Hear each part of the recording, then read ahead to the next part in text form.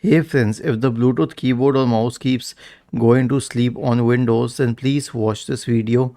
I will guide you through the resolutions.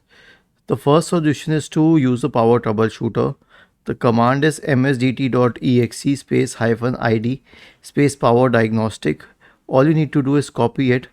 Press the Windows key and the R key together to open the run window. Paste this command here and hit enter. This will open the power troubleshooter. Click on next. This will run the power troubleshooter. The next solution is to update the Bluetooth drivers. How would you update the Bluetooth drivers? Search for device manager, open device manager, and or you can expand the list for Bluetooth drivers. Right click and update the driver. The next solution is to check the keyboard and mouse with different system. And how would you do that?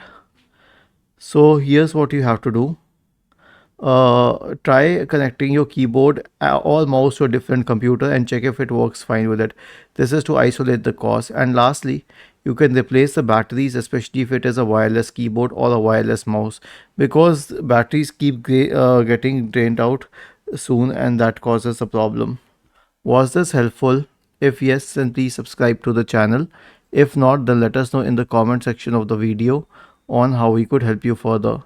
Thank you for watching this video and have a nice day.